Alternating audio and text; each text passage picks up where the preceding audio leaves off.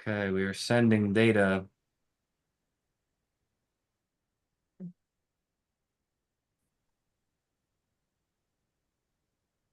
All right, we are live on YouTube, Instagram, Facebook, other Facebook, and Twitter.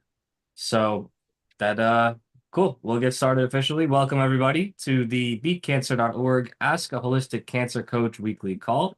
The date is September the 5th, and we're gonna kick things off. Just as a reminder, nothing that is said here is intended to be taken as explicit medical advice.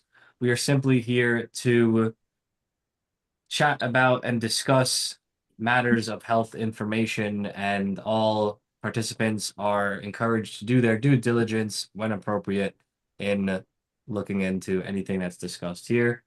Um, as a reminder, the way the course. Oh, Put 27. I'm gonna mute him. Yep, great. I was just trying to do that.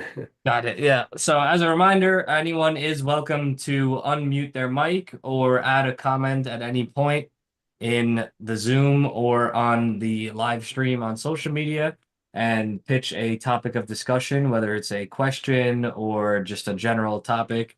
And we will have our staff and certified holistic cancer coaches discuss that topic. Anyone is welcome on camera and on mic. However, if there's background noise that is distracting from the call, we will mute your mic as needed, and you are welcome to unmute when you are ready to speak. Anything Well, else, Carl? yeah, if anybody's speaking or we're talking about something and you have a question, you can always throw it into the chat and we'll address it as soon as possible. Absolutely. Absolutely. So you guys can take it away. I'm gonna make sure that we're up and running on all the different socials, and I'll jump back in with you in a moment.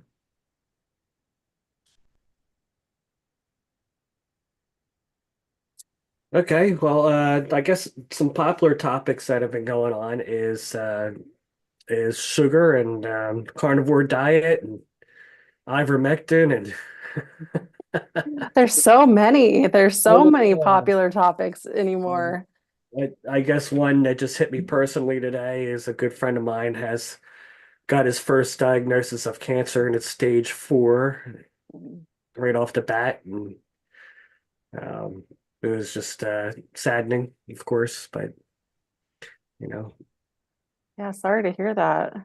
yeah, yeah, yeah, no history in the family. It's all that epigenetics, everything that we're exposed to. Yeah, he also had, the jabby jab twice for his job. So, hmm Yeah, that is an issue. They're starting to notice more and more, especially even studies, an increase in cancer and even the aggressiveness of the type of cancer yep. uh, for people who have had vaccine. Yeah. Yeah, he's got one of the popular ones from what I'm hearing from people that have had that the kidney and then it metastasized right to the bones. It was just so fast, Wow. so fast. It's like he finds out and then next after the test, it's already stage 4. Which, I mean, this brings up a really good topic too. Just even normally cancers take, years to A long time. grow. Yeah. Yeah, yeah. And then all of a sudden we're starting to see these more aggressive forms that especially the healthcare providers, they're just not used to seeing. Yep. So yeah, it's kind of throwing I'm reading everybody it for a loop. everywhere. Just doctors are coming out and they're talking about it, but it doesn't seem to be front page news. Mm. It just seems to be you have to go to alt media for anything to find out what's actually going on behind the scenes because it doesn't fit the narrative. So true. So true. We'll probably get banned for talking about this, but it's just what's on my heart today, especially. It's always there and it's something that I want to talk about, but um, you Yeah, know, I mean, ultimately, when we're talking about health, there's no way around the conversation to really get down to the bottom of what's going on in life. It's ever increasingly present and relevant to people's health overall. And when people are making such drastic decisions, it's it has to be a part of the conversation, Yeah. It's just the truth of it, Yeah, really. and it was for his job, of course. It was, him and I talked, and we talk often, so it wasn't like we just talked. And you know, he wasn't against that, but he wanted to keep his job as a doctor. Yeah. Well, and that's the hard part too when you're working in that environment. And those of us that worked in during COVID, we saw a lot of things. So then it instilled a lot of fear in us, you know. Yeah. Um, I mean, I was one of those people too. And then find out later on, you're like, oh, that was probably not the best idea, you know. Yeah. But yeah. Well, it's come out, and I said it a long time ago. There's a difference between ARR and RRRs. It's the way they fudge numbers. The absolute results and I forget what they stand for exactly, but basically it's the it's the difference between results and the difference between the mean of the whole. And Mhm. when they were saying it was 95% effective, it was the difference between the results, Yes.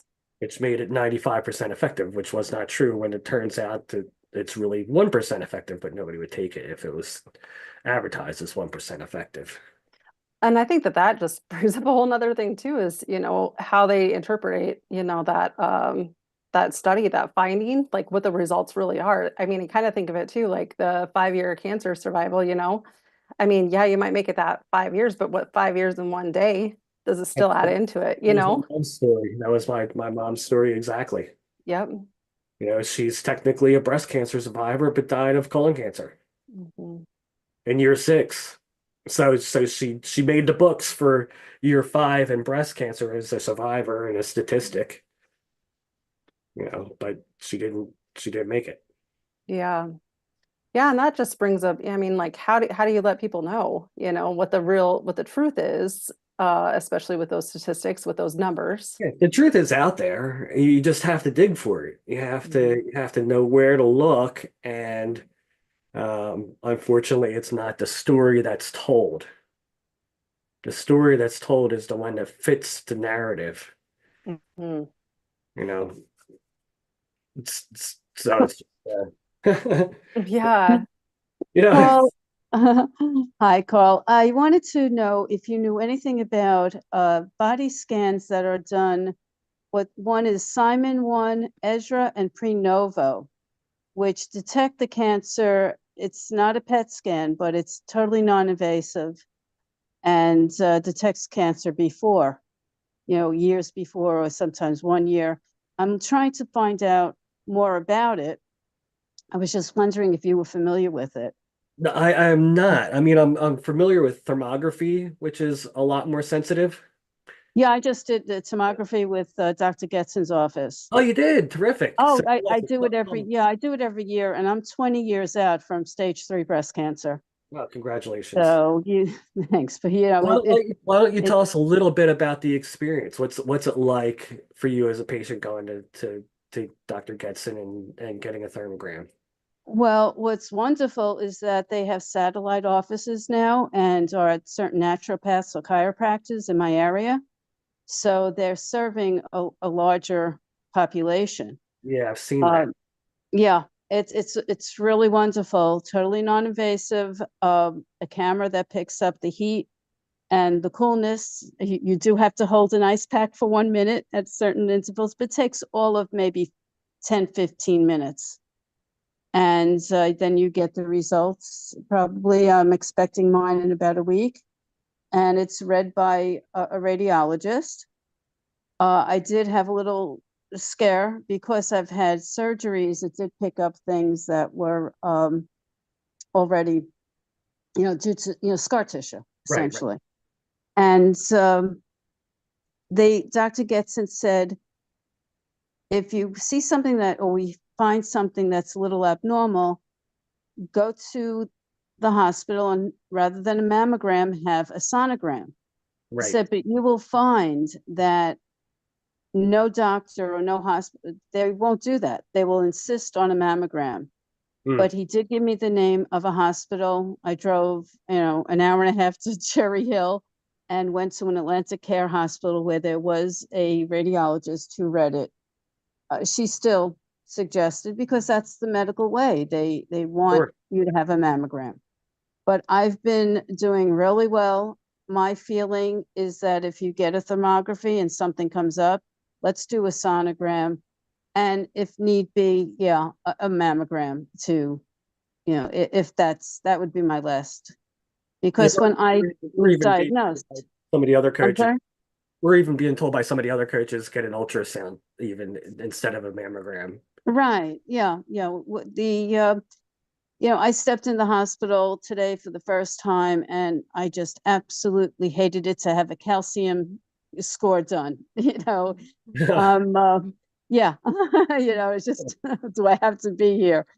And, as I get older, things are happening, but I'm being very proactive and still, plant-based diet for the most part.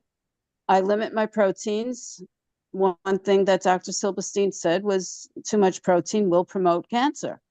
And I've been in touch with Nori Nutraceuticals and Mark Simon. Oh, good. Yep. Yeah, yeah. So I've spoken to him. I also came to find out that my numbers were high for the simple reason, which no one really knows about, is that if you take biotin and a bit too much of it or a certain amount within 3 days of any blood work, your numbers will be up. So that was interesting to find out. And so I'm not taking biotin. Yeah, at least not before you test. Yeah, yeah. So I happened to look at, I think it was a 153 or 158. Um, I'm really very much, I don't even think medically anymore. I'm just very much on the preventative side of everything. Yeah. And just hoping for the best, because as it gets closer to 20 years, or over 20 years, your body changes, things happen, and it gets, quite honestly, a little scary, so I double down on everything. Well, you're definitely on the right side. I mean, everybody should Yeah. be working on the proactive side and Yeah. taking accountability for themselves, right? Oh, absolutely. I mean, I just, yeah, I just see so much more and more of the whole pharma, just pushing pills. That's all they're doing, is pushing pills. Yeah, and there hasn't been a single disease that they've cured since day one. No, So, you know, no, no. It's Plenty yeah, and plenty people. new ones pretty popping up though, unimpressive funny track enough. record. Yeah. Yeah, but it's But a shame, because the education is the crux of it. The education is what we need, and no one's comfortable. And you really need to be so proactive. And there are people that will say, "Well, the doctor said," or "I don't know about that," or "This is too hard." I am in touch with the Food Network, Food Revolution Network. As a matter of fact, they're having a cruise in March. And I became a Forks Over Knives culinary Oh, plant doc and all great. that stuff. So, over the 20 years. So it's done me well. And I wish there were more people that would really cling on to that type of lifestyle, because I think we'd have a lot better numbers, just a lot better numbers, but we'll see. Well, it takes people like you educating people Yeah, that's what I've been one, trying to do. one That's why you don't family see at me a too much time. on a Thursday night. Yeah, one family at a time, right? We got your Yeah, oh, family. yeah, absolutely, absolutely. And it's a shame, because some people come too late. I know. That's It does that's happen. and Yeah. it's been difficult for me, because I do take it to heart. I've there are a few of my friends that, it's hard. It's hard. You try to help, but you're talking, this happens years in advance, as you were mentioning before. It happens years in advance, and we have to start at a very young age, or, way before. It's prevention, bottom line, prevention. Well, that used to be our old tagline was prevention I is know. right. Yeah. Yeah. Yeah. yeah. But Of course, we can't yeah, say more about anything nowadays because somebody owns it. Owns it. It's not us. yeah, no, I know. I know. I just realized, second. Um, I'm sorry, I didn't realize my phone was going to go off. That's We all didn't right. hear. Yeah, now I'm on my phone. I'm trying to find where I can mute this. Um, and That's yeah, all this is the right. first time I'm using it on my phone.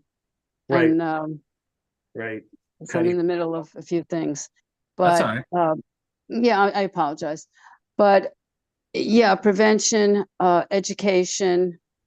Yeah, I've worked locally with the hospital here I volunteered to bring some information. But I don't see, people just don't come back for more information. What can I do? Yeah, They're stuck with it. The whole, the doctor said, or I shouldn't do this because I just, the best thing I ever did was to meet Dr. Silberstein. yeah. That Yeah. is awesome. Did you work with her personally? Yes. Yeah, that's Yeah. awesome. Yeah. Yeah. Yeah. That's so cool. I took the class right after I was diagnosed, probably about 2 years after I was diagnosed. I found out about her and I went to Philly to take the classes. Oh, right, And I right. had, At the yeah, office. right. And and actually it was before they moved to that office. And then I had set up several events for her here in Jersey. I'm in, mid central Jersey. Wow. Yeah. Thank you. Thank you Nice. so Yeah. much for all your Um, support. that Yeah. I owe my life to you guys, really. Well, the education, really. Thank you. You did it. You Mm, did it. mm, mm. We It's a good provided feeling. it. You had to actually take the action and do it.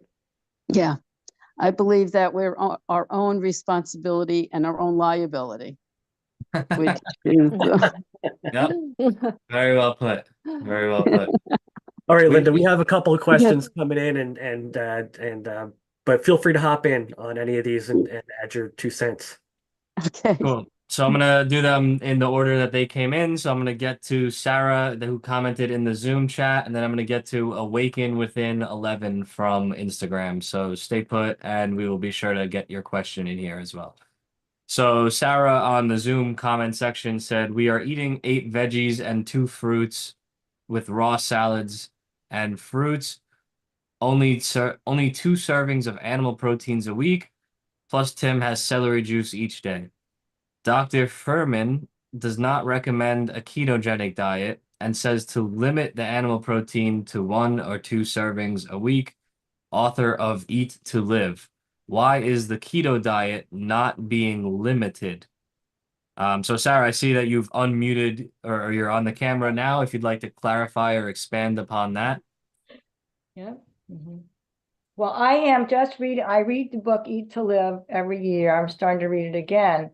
And it's so clear from that China study that when they go in China, when they're all eating their 8 vegetables a day, you go from one village where they're only eating 1 serving of meat with the 8 vegetables or whatever. And then you go to another village where they're eating 3 servings a week. I'm talking about a week of meat or fish or whatever it is. And even there, you see a huge increase in cancer risk. So I think he's very clear here that we are primates and we are meant to eat a plant-based diet. And if we are eating meats and dairy and all that, it's supposed to be in just very small amounts because our detoxification system is really set up to digest plants. And we've got to have that fiber from the plants. The plants have to be, fresh fruits and vegetables as much as possible. And we do eat some veggie burgers that are processed, but as much as possible, we try to have some fruits and vegetables that are fresh every day. And I am having a little difficulty understanding why so many people think that it's good to have this keto diet. And I mean, if it's limited to a certain number of months and you're just getting rid of all carbs and just having the meats and the cheese and I guess it's avocados they have. But long-term use of that kind of a diet where you have a lot of animal protein, it affects your liver, your kidney, and they get overloaded with toxins from the animal products that we are not really designed to digest that easily. So I'm just kind of curious, why is there such an emphasis?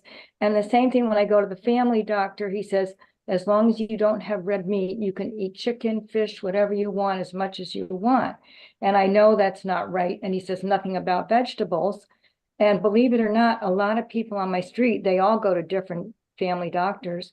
They all think they can eat as much chicken as they want, and they never mention the vegetables. So I feel like it's these two things, this ketogenic and also this chicken diet that people are eating, are setting us up for very high problems with cancer. So So, there's, oh, go ahead. Yeah, I'll add to that too when you're ready to, Zach. Go all ahead. right, Yeah. I'm done. So I'm done. there's a lot of layers to unpack in what we just said. Firstly, I'll kind of work backwards a little bit. I think the family doctors, although you might be going to different family doctors as the neighbors, chances are they all studied, even if they studied at different schools, they studied with curriculums that had the same textbooks and the same curriculum, really. So that's why a lot of times you'll see some different specific doctors recommending a lot of the same things. And, they read the same articles, they read the same newsletters, whatever they're part of that end up again being pushed to the public. To back up even farther, yeah, the China study is one that is even cited in our course. It was a study done some time ago. And, I think it's always important to keep in mind that there's not always a one size fits all solution for all of humanity. I think this is me speaking personally, I think different people's bodies, based on a lot of different factors, are going to respond differently to different diets, if you will, or different things. And it's always important to remember that when we are doing a study like the China study where they're just observing people, it's not necessarily in a controlled environment. Well, there's a possibility for additional variables to be present, right? Who's to say that there wasn't some sort of environmental toxin present in the community that was getting cancer, in addition to their different dietary habits and concerns? So there's always a correlation and causation kind of back and forth that happens when we're doing, in the field studies like that. And it's just important to consider. I think, there's a lot of there's been a large push of the plant-only diet being the only way to be healthy. And I think especially in modern times, we're seeing that that can be a fantastic pathway to health, especially when that includes cutting out toxic artificial foods and processed foods. But it does very much appear that people have great success on the other side of the coin as well. So it's yeah, I think it's a very individualized thing that we're seeing. Uh, Carl, you want to add to that? yeah, the China study was done by T. Colin Campbell, and T. Colin Campbell is very good friends with the organization, or was when he was alive. Um, and we adopted a lot of our practice from the China study, and what they were showing was that meat wasn't the main thing on the plate in these Chinese villages. Um, it was, steamed or cooked vegetables, and meat was mixed in. It wasn't like a big honking steak with a potato and broccoli, right? So like you see in America. So it was part of the diet, just it wasn't the main thing in the diet. But more importantly, what they found was when they went from this indigenous way of eating and um, future generations had moved to westernized uh, places like America and Europe, where they're getting processed foods, where they're eating the Western diet, fast foods. Um, they were getting all the same cancers that were non-existent in their villages, very prevalent in these countries. So they're noticing that it was definitely had something to do with the diet. Um, now, I think that in some ways eating meat is going the way of um, fats, where fat, they were saying don't have saturated fat or you're going to become obese. And so animal fats were demonized and replaced with with vegetable seed oils. And salt, they were saying that was very bad for you, but they were, what they didn't tell you was if you have real good mineralized salt, it's actually essential. Not only good for you, but it's essential. So I think that red meat especially was kind of demonized for a long time, especially in scientific study. And when Susan was doing all her research and she has 35 years of in the field knowledge, the best thing for her to do is to get people off of meats. And one more thing to add to that, if you're not getting organic, grass-fed, grass-finished meats, like where that like I live in the country, so I see the cows out in the field. They're not on feedlots, right? Where they're stuffing them full of GMO corn and they're in abysmal conditions and they're all getting mad cow disease because parts of old cows are getting mixed in with their corn feed that's GMO processed. There's so many things to consider when you look at keto versus strictly vegetarian or mostly vegetarian. So there is new science now that's finding that in certain cases keto is good. And maybe, like you said, it is better for people to be on that for a time and then to graduate off to being an omnivore, right? Not vegetarian strictly, not keto strictly, but to have a good mix of meats, fruits, and vegetables.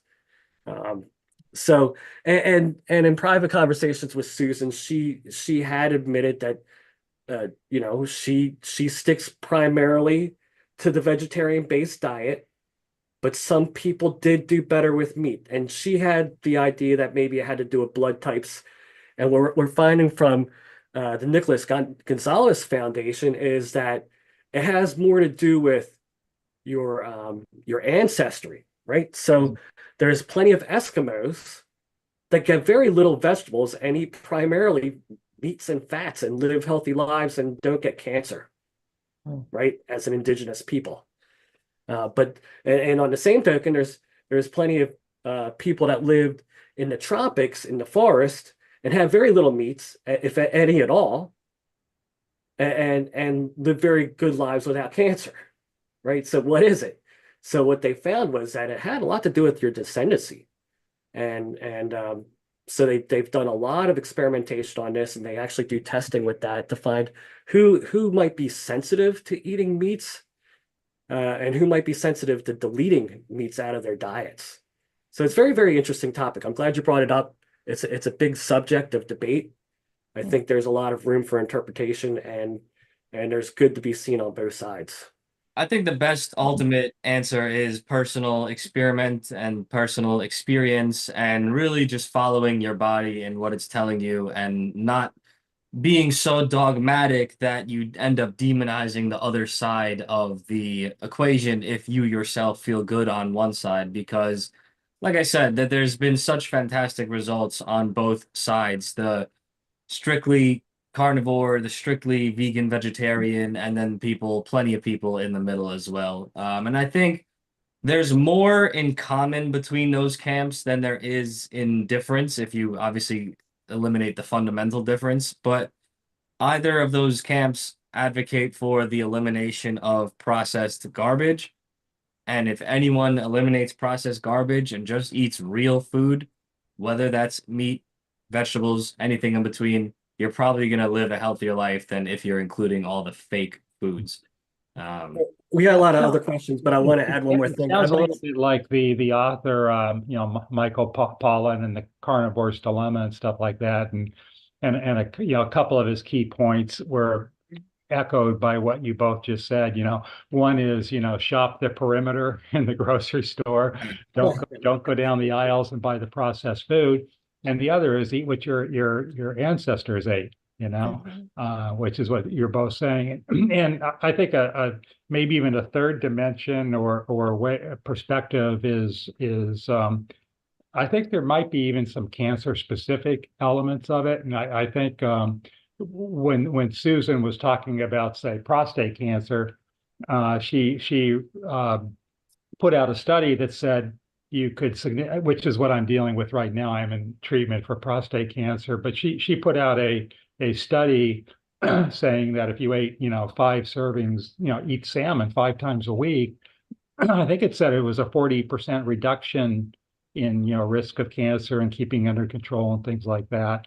And I think the ketogenic diet is important because it drives the cells towards ketosis, I guess, right? Yep. Yeah. And then that makes them, even for somebody like me, if I'm doing some radiation treatment for prostate now, but Sarah and I, we fast on the weekend. We do a 24-hour fast, but I think I'd really like to do a 48-hour fast, to get the healthy cells into ketosis and to minimize the impact of the radiation and all that kind of stuff. But it seems like getting the cells to ketosis either through some form of a ketogenic diet or through fasting, extended fasting can get the cells to the same position. I think those approaches are both beneficial. And some of the doctors in the medical system that I've talked to, they have, I said, well, what can you really do diet-wise for prostate cancer? Some of them have said ketogenic diet seems to show some potential promise and stuff like that. So it's not black and white. I think you both gave a very good answer. Sarah sometimes is more set on her position when she and I discuss it, but I kind of take a little bit broader view of it and look at it. And I test things on myself, I kind of like Zach said, there's so little scientific information, everything.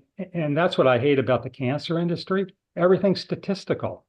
I go to the doctors. I said, I say to them, I said, listen, I'm an engineer. Give me a functional cellular description of why what you're doing works. And none of them can answer it. I love that. It's just, so what do you people really know? Okay. So you're walking around with gazillions of correlation studies, and things are correlated. And like Zach said, you've got infinite variables. You don't have a single control variable. So there's no causality proof, and the numbers, the funky numbers, right? Oh, we have this great success rate with prostate cancer. Well, what is the do nothing success rate? Don't don't take credit for something that's not there and say that I have, oh, we have a 90%, success rate at the 5-10 year survival. We're just talking about that. You would have that if you did nothing. Yeah. So That's so true. justify what, but I think I feel like I'm in a loony bin because I'm a rational, logical person, and these people, I don't know who I'm talking to. I mean, these are the top, these are the top people in the medical profession. I've talked to our neighbor, Trish. Her daughter was working in Sloan Kettering in New York. They're all quitting. They go through intensive years of medical school. They get into Sloan Kettering, and they're being pushed by the financial people to run a certain number of patients through, and that's their bonus metric and everything else. And they are just quitting. They are getting the hell out of there. So, and It's a sad state of affairs. It truly is the medical system. But we got to get on to some other questions. I'm sorry. Yeah, that's all right. It sounds like you're heading in the right place, Tim. Can I just add one thing really quick? Yeah, cut out the Just prostate veggie burger. That would be my thing. what was that? I just wanted to add something really quick. Yeah. So you can actually do genetic testing too, based, on your DNA to see what you are maybe more. I did that. Oh, you did for for the food? Yeah. I did the 34, all the BRCA variants and everything else. And again, I'm completely negative. There wasn't even any gray zone on the 34. DNA modifications that they look for? For like, so the nutrition genetic testing, is that what you were talking about? No, No. I'm talking about the 5% hereditary Yep. testing. So there's actually a nutrition genetic testing that you can Okay. do, which also goes in line with what Carl was saying about, our ancestors and what our, ancestors might have had eaten.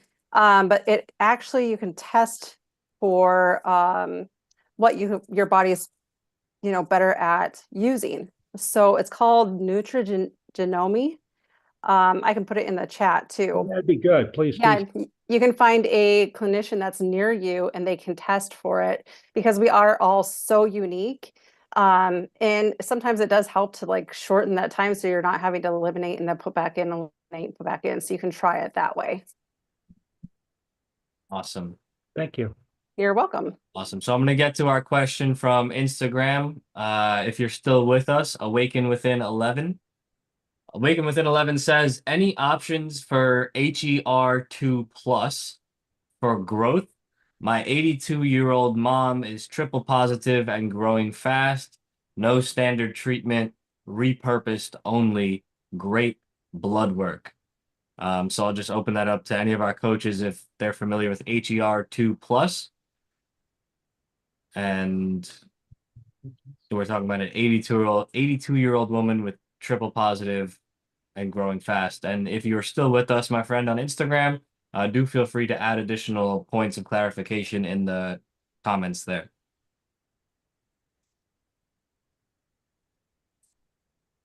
So can you just clarify that question? I guess I'm a little bit confused on it. Is that person looking for answers on what to do? I guess, Or yeah, as you said, any options. So yeah, that is a very open-ended question. As a general note for anyone wanting to ask questions today or in the future, the more specific we have to work with, the more we can, get you the information or resources you're looking for. But yeah, she just said any options. So I mean, of course, that there is always options. Um, yeah, and it's hard to say too, because I mean, you have to take into account like their medical history, genetic history, what their lifestyle's like, and dissect all of those things to see what might be best for that person. So, yeah, I mean, like you said, there are lots of things you can do. I mean, there's everything from sleep to hydration to what you're eating to mental health. Um, so there's quite a few things that you can do. of course. Yeah, when we're talking about a specific diagnosis and a specific person, it is always best to work in a more private and thorough setting. And it's hard to answer very vague questions like that here. But yeah, that there is always some options. So if you're still with us on Instagram, I encourage you to either get in contact with the center and we'll put you in contact with our in-house counselor, or take a look through our directory of holistic cancer coaches, of which we have several here with us on this call. And they are wonderful to work with as well and can specifically address individual scenarios more appropriately. But also, if you have any additional clarification information, do feel free to. Oh, here we go. Triple positive breast cancer, HER2 plus, promotes growth, mostly vegan. Okay, thank you. Um, okay, yeah, so if you got the information you were looking for, then I'm very happy. You can email us at support@BeatCancer.org if you'd like to get pointed more towards our resources or where you can find our holistic cancer coaches. Um, We'll put that in the I- reply. yeah, and you're welcome to always reach out or join us on the Zoom call this week. We have about 20 minutes, or next week if you'd like to more face to face be able to get you the answers that you're looking for. I guess one of the Awesome. biggest things, with any type of cancer like that is there's always hope. There's something that we can do. There's something we can work on. Um, so yeah, probably getting in touch with one of us to be able to help them out is probably going to be the best, but there's Definitely. there's always Awesome. hope. Right. Awesome. Cool. So that was that. Then we'll get to our friend Patrick, who I'm very glad to having join us right now. He said, little known fact, The number of seats nationally in medical school is determined by Congress. Who lobbies Congress? Great question. Medical students get 12 hours of nutritional education on average for their entire 4 years, and likely they do not receive any additional education in residency unless they are in a program focused on this or self-educate. Family doctors are generally bombarded by drug reps, and the pharma companies have spent billions learning how to hack the brains of the average person and doctors. So this is a Yeah, comment we have. and I'll add to that. I've worked with pharma reps in the past, and doctors. I've had a lot of doctors that have talked to me about the holistic cancer course, and of course they want it for free because all of their training they get, they want to get CME credits, which is continuing education credits for medical credit or continuing medical education credits, and they get all their credits for free. So they'll learn about things like why is it important for acid reflux to retard the action of proton pumps with a proton pump inhibitor, and then of course it's the they'll get credit for that course, but it was put on by Propecia, right? So the purple pill, you know. So they're it's really just all their courses are just basically advertisements for a drug product. And this is what they get after the fact, after they're out of school. So even their postdoctorate training, they're getting just trained by big pharma. And by the way, Sarah, Marionette put in the link for you for that genetic test for Oh, thank you. nutritional types. Oh, thank you. Awesome. We just had a weigh-in on Facebook from our friend Jackie Strickland. She said, your thoughts on using NAC during chemotherapy? Using what? Oh, we have NAC. Oh, we had a coach named Jackie Strickland. I think that's who that is. That's what I thought. Yeah, that's who it is.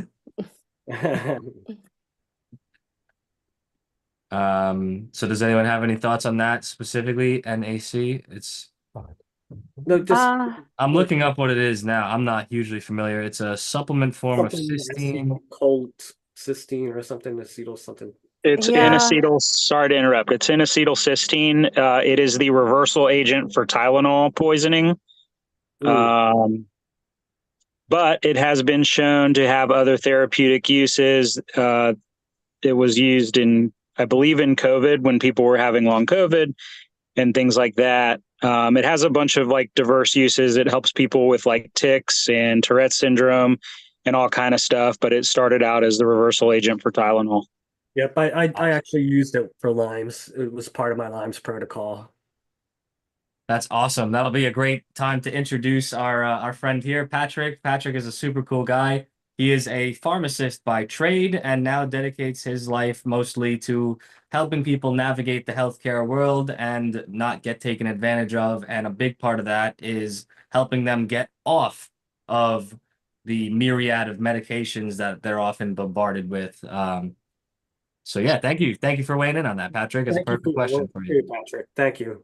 Appreciate that. Yeah. It's definitely part of our mission is to boost the immune system and help people get their bodies in a position to heal themselves. Yep. Oh, Jackie Yep. Strickland is also a pharmacist, actually. Yep. Happy to be here, guys. Thank you for having me. Yeah. Awesome. Awesome. Let's see. I'm looking around for any other questions or comments, but the floor might be open. Oh, so Patrick, are you familiar at all with it in regards to chemotherapy or having any sort of reaction there? The NAC. I have not heard of NAC used in chemo. It seems like it's relatively benign. I mean, I wouldn't know how it interacts with any of those medications just because of how they're metabolized versus how it's metabolized. I haven't seen it for that, but I've seen it for all kind of stuff. I mean, it's like one of those like could be great, could be snake oil. The place where I've seen it with the most benefit in my like professional practice is with people with tic disorders, Tourette's syndrome, other outside of, reversing Tylenol poisoning. But I've seen it in those kind of situations actually really benefit people, and like reduce the number of tics and like Tourette outbursts that they have. Cool. Cool. So yeah, it sounds like for Jackie, um, we're not aware of there being any interaction with chemo or not, but yeah, cool. All right. That leaves the floor open for the next 13 minutes. If anyone else on the call or on socials have any questions that they'd like to pose to the group, go ahead and put them in the chat or unmute yourself if you'd like to weigh in and pitch a topic of discussion. We got Tim. Was that Tim raising his hand? Did I see? Yes. All right. I'll try to be shorter this time. One of the things I'm concerned about is the effect of radiation on the immune system. I don't know how much that's covered in the class, but yeah, and so in particular, the white blood cells and the lymphocytes clearly seem to be impacted, and that's what they're doing in my protocols. They're monitoring it. It's a little bit distressing that I had, my white blood cells and lymphocytes were solid in the normal range, and they've dropped slightly below range at this point. And, so I have a call tomorrow to talk about that. But that is, I guess, an expected consequence of the radiation. And what really surprised me is I talked to one of the doctors, and I specifically asked the doctor, what about the risk of radiation to the immune system, especially, the T cells and things like that, because they're so instrumental. And he said that, with the prostate, that the radiation isn't hitting the bones, and the bone marrow is responsible for the immune system. And I thought this, again, this doesn't really ring quite true to me. So I mean, the immune system, I mean, what's the definition of the immune system? I mean, I guess it includes white blood cells, lymphocytes, T cells, and the lymphatic system, of course, is a big part of it. Yeah, so my question, and then I saw a study. The study that I saw, they did, they were studying the impact on white blood cells and lymphocytes from a combination of radiation and chemo, but that's how most of the studies are done. But now they did an isolated study, just radiation's effect, and they found that most people, their lymphocytes and their white blood cells come back into the normal range, but they never get all the way back to the baseline, which is where they started before the radiation. So I'm concerned, like, how do I discuss? It doesn't seem like there's any flexibility, but to me, I view this as a balancing of, the radiation treatment, but preserving my immune system.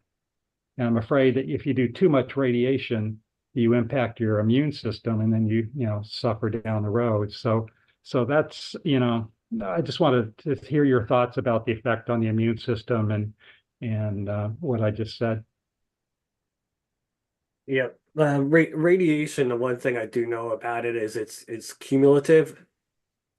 So every time you get another dose, the last dose does not go away.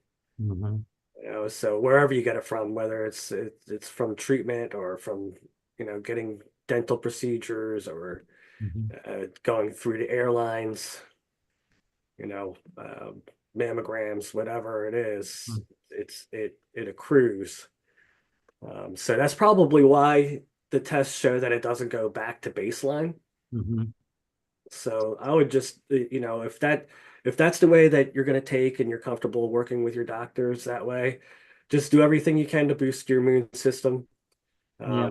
I don't know if you heard me, but I would definitely cut out the processed burgers because we don't know what's in those. Just have at least what's that huge mushroom, the portobellos? Yeah. You could just cook them up. They're great as a burger. Just have a big old portobello mushroom. Yeah. I haven't seen any veggie burger that didn't have tested wise that didn't have glyphosate in it because it's all It's all those GMO vegetables that they put in, Oh, No. Yeah. you know. Well, I think these are organic, but still they're still processed and Even the organic is a kind of a funny label, because they can say organic and they can still use what's technically an organic pesticide, but they're still pretty dangerous, yeah. even though it fits onto the organic label, right? Right. I So agree. it's all about money in the end. Yeah. It's that these big companies can afford the organic label, and these little farms. I have lots of them around me, and Right. visit the farmers market, and I talk with these people. They can't A, afford to have the organic seal, but B, they they have this little farm within X amount of radius. I forget what it is, 5 miles of another farm that does spray. So because they're in within that 5 mile perimeter, they they cannot get the label, no matter how good their growing practices are. So there's all kinds of stuff like this shenanigans going on. Um, Yeah, well, there's a lot of efforts underway, Carl, to constantly redefine the standards, in the agriculture bill and stuff like that. yeah. Which, And the big companies can pay the fines too, by the way. yeah, So they can do whatever type of misdeed, and they can actually afford the fine, and that's actually written into their business plan. yeah, I know. I guess like I think we should really kind of just completely get rid of the veggie burgers. I don't think they're good for us. Yeah. Just try something else. The Try some- portobello mushrooms are really good. Yeah, they are. I actually have an ebook I can send you too that I have put together for immune boosting tips. There's 20 different tips in there that you can use to be able to continue to boost your immune system even Mhm. after radiation has been completed. Because that Right. is something that you will have to, like Carl was saying, it's a cumulative thing. So you will have to continually do those things to try to boost your immune system. If you want, Marinette, you can drop, if it's a PDF file, you could drop it in the chat. Okay. I can do that. I gotta locate it first. Okay. Yeah, and you don't have to promise that. I thought I had it handy, but I didn't. But there's so many things that you can do, even getting enough sunshine, adequate sleep, your sleep hygiene, those are all super important things to do. I mean, ultimately, at a basic level, the answer is if you're going to be doing something, anything, whether it's radiation or other, whatever it else is in life that might have a negative impact in some way, well, then it just makes it all that more essential to be doing more things that have a positive impact. And in this way, your net sum of health stays positive rather than going into a deficit. Yeah, that's the way I try to look at it. I feel like I have to double down and be pretty precise and and focused on these methods to build my immune system and help my overall health if I'm going to go through this treatment. Yeah. Yep. Mhm. Well, the good Yeah. thing is you got each other and you're supportive of each other, and Mhm. that's a wonderful thing. That's a great place to start. Yeah, thanks. Yeah. thank you. See, I'm looking Yeah, so around. sleep hygiene, that's something. So Oh, what does that mean? Taking a shower before bed? having actually a sleep schedule, like, oh geez, let's start here. So blue light affects Yeah. so much of your circadian rhythm and throws so much of it off. So making sure that you are getting rid of screens just like an hour to 2 hours before you go to bed.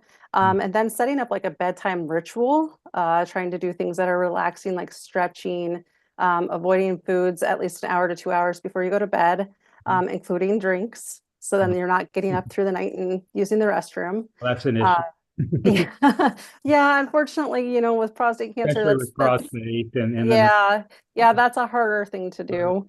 Um, but even some people don't realize that they have sleep apnea, and getting that part taken care of is significantly beneficial. Um, and so, yeah, there's all sorts of these things that you can do to help better your sleep. Another thing you can do, I guess it just really depends on where you live, is getting outside, and seeing the sun the first thing in the morning, and then also trying to see the sun again, as it's setting, or getting outside as the sun is setting, also helps reset it too. Another big tip is making sure that you are going to bed the same time every night and then also getting up the same time in the mornings. And that is because that will also throw your circadian rhythm off if you're going outside of that even by an hour. So it's extremely important, especially if you're somebody that struggles with like insomnia, sleep issues, waking up when you're sleeping. And then the temperature of your bedroom is a pretty significant thing too. Studies find that your temperature of your bedroom or in your bed should actually be about 55 degrees Oh. for you to get optimal sleep. So, sleep is super important because that's what your body uses to rejuvenate itself, get rid of the toxins, it gets rid of the waste, especially for your brain.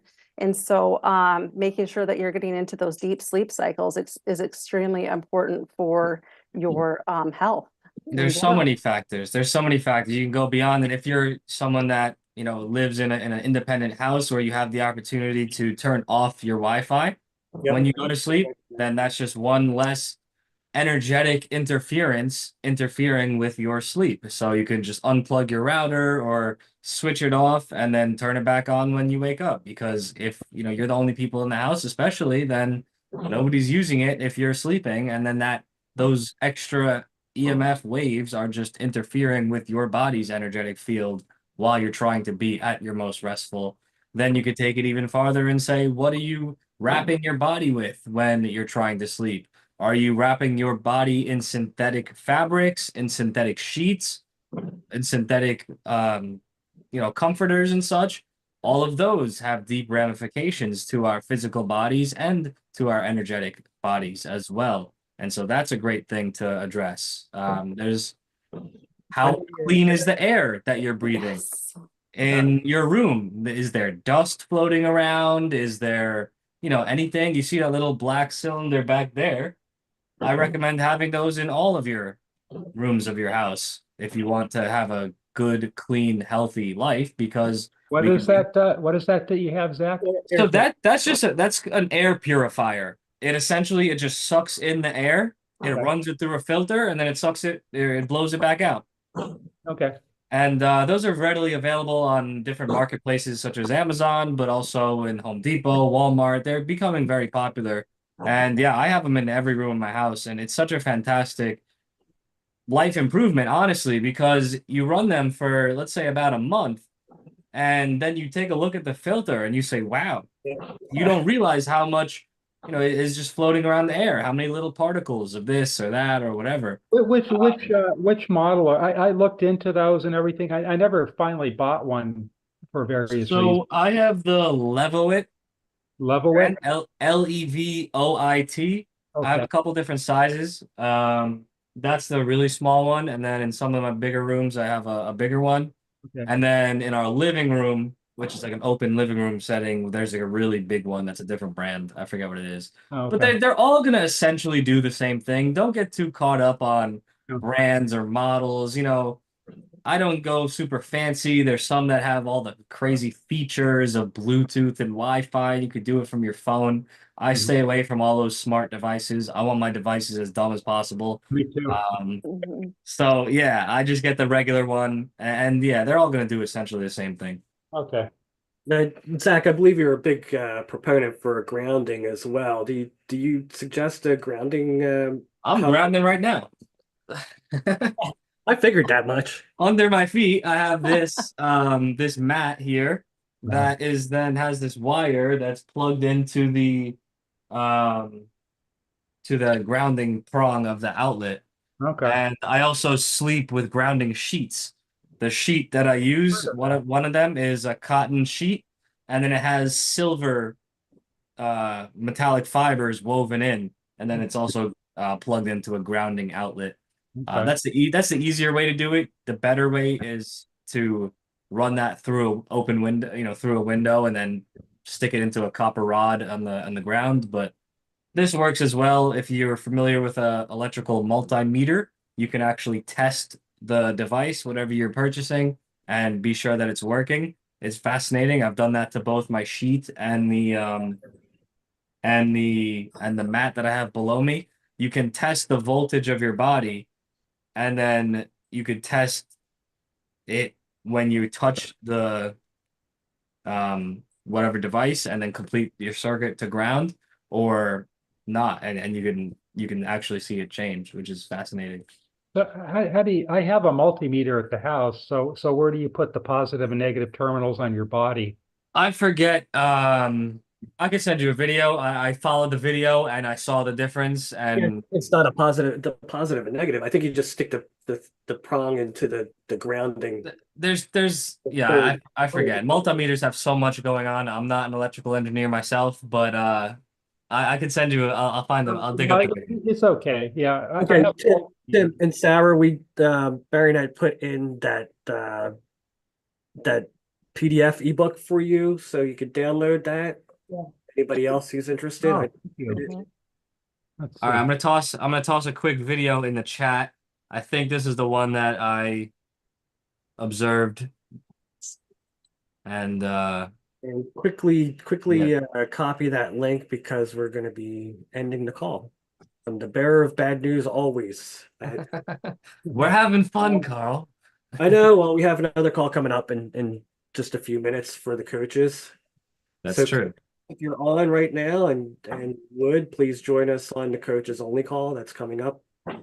True, 8:15. and we are now also accepting coaches in training on the call Yep. as well. So if that applies to you, if you haven't yet finished the course, but you are in training to be a coach, you are now welcome in the coaches only call as well. So that'll begin in approximately 10 minutes, and we'll see you there. For all of our other friends, we will see you next week, same time, same place. Thank you everybody for showing up and contributing. Hey, I'm Ocean Robbins, you. co-founder and Bye. Have a good week, everybody. All right, bye now.